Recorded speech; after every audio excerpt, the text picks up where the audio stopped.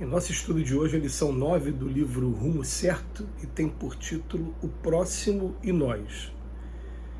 Esperas ansiosamente encontrar o Senhor e um dia chegarás à divina presença. Entretanto, antes de tudo, a vida te encaminha à presença do próximo, porque o próximo é sempre o degrau da bendita aproximação.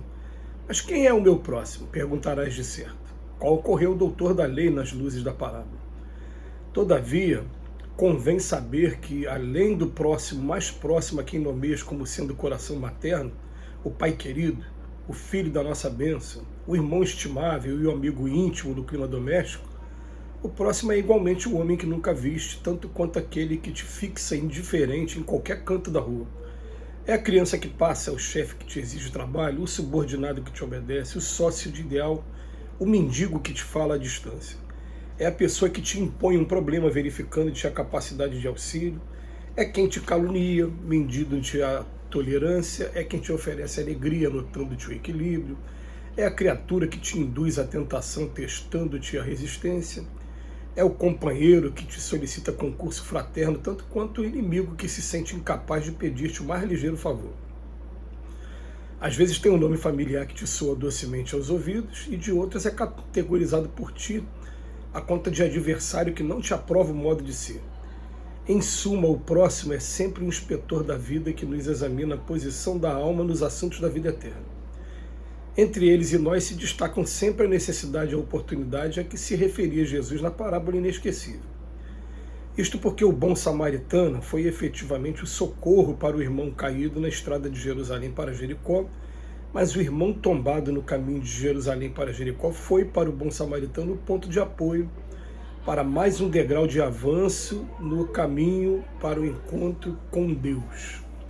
É sempre interessante a gente estar tendo acesso a lições falando sobre isso, porque é uma reflexão que muitos de nós a gente faz, né? Quem é o próximo?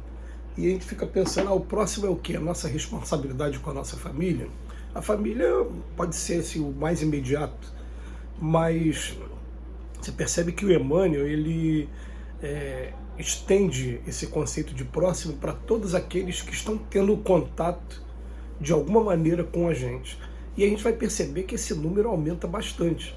Ele aumenta bastante porque ele vem falar para a gente, em primeiro lugar, vamos pegar os mais imediatos, né? A nossa família, os nossos amigos mais íntimos, e ele vem falar os colegas de trabalho, e muitas das vezes a gente tem esse nome colegas de trabalho, mas a gente está tendo algumas animosidades com algum deles no caminho. Tem os companheiros que frequentam a mesma religião que a gente, que também é a mesma coisa, a gente está na mesma religião, mas as críticas aparecem, os julgamentos aparecem, e o tempo todo a gente é posto à prova também nesses momentos.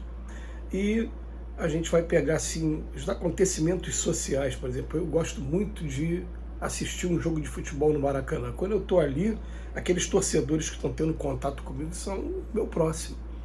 Quando eu saio do estádio, vejo aquela multidão, todos aqueles ali são o meu próximo, e pode acontecer, como efetivamente acontece, alguma situação de apoio que a gente precise um do outro naquele momento ali, quando está saindo. Então, esse conceito de próximo, ele inclusive o Emmanuel estende àqueles que nos caluniam, aqueles que nos provocam, enfim, aqueles que são colocados como Deus, por Deus, em nosso caminho, para ser instrumento da nossa paciência, instrumento da vitória sobre nós mesmos, no que diz respeito a você resistir às agressões.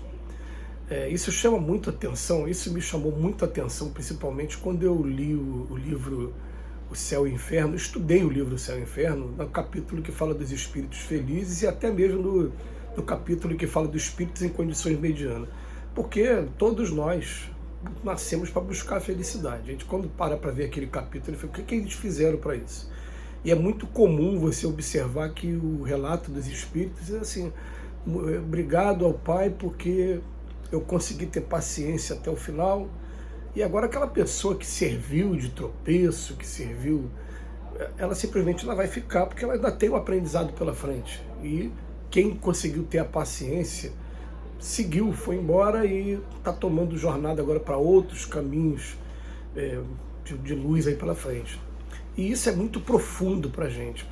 Porque o próximo, como diz o Emmanuel, ele vai ser um degrau para que um dia a gente consiga ter o contato mais íntimo com a divina providência, com Deus mesmo, diretamente com Deus. Ele vem falando para a gente não consegue agora, mas vamos colocar uma coisa na cabeça, o próximo está sendo o degrau para que a gente aos pouquinhos vá acabando com os preconceitos, vai buscando maneiras de ajudar. E é até interessante, a gente repete isso sempre, porque isso costuma acontecer com tanta frequência que vocês nem imaginam. Mas você está parado na rua, você vê um ponto do ônibus com 10, 20 pessoas. O pedinte vem na minha direção. Por que ele vem na minha direção? Porque ele sabe aqui que na minha direção ele tem chance. Os espíritos apontam para ele, ele tem chance de obter alguma ajuda. E algumas vezes a gente está muito ocupado e outras vezes a gente tem esse chamado na hora, falar, aproveita a oportunidade. E você aproveita a oportunidade para, não é para dar o dinheiro para a pessoa, não é isso. Tá tudo bem, pô, vamos fazer um lanche junto.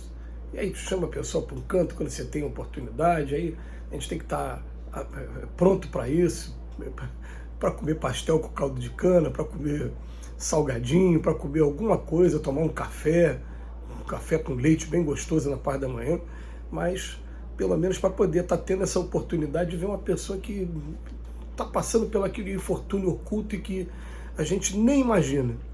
E tem pessoas, não, o cara que é morador de rua, por exemplo, ele não está passando por infortúnio oculto, não tem nada oculto não, ele está muito exposto, mas a gente observa pessoas muito próximas passando pelo infortúnio oculto. Mas principalmente, o que a gente vai, chama a nossa atenção, são as pessoas que estão nos testando a paciência o tempo todo.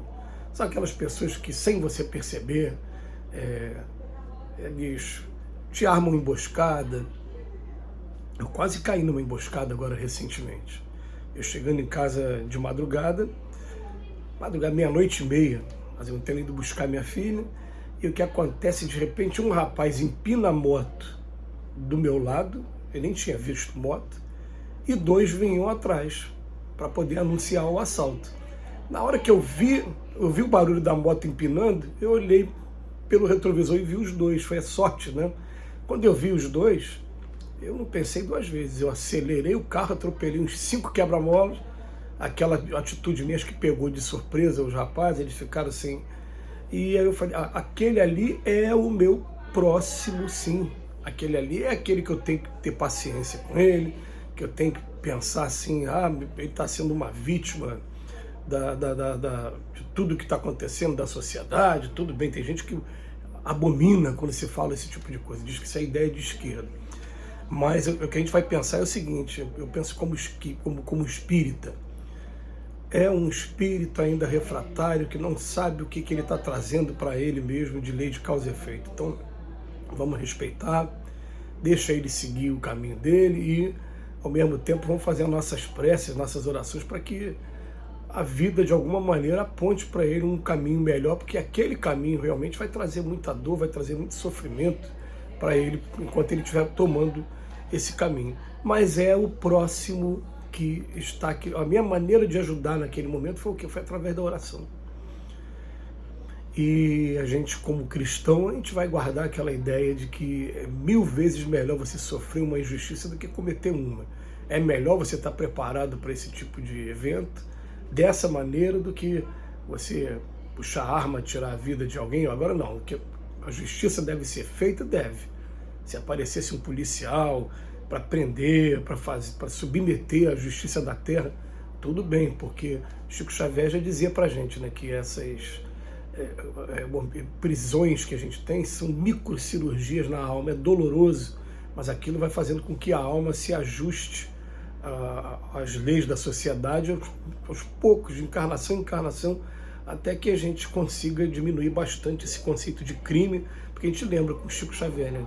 Conceito de criminoso, todos nós quando somos descobertos, aquele que estiver isento de pecado que atire a primeira pedra. Mas vamos aproveitar os próximos, e agora vamos usar esse mantra, né? Os próximos são os degraus que a providência divina está colocando no meu caminho para que um dia eu chegue até ela. Que Jesus nos abençoe hoje e sempre. Muito obrigado, Emmanuel, pela reflexão.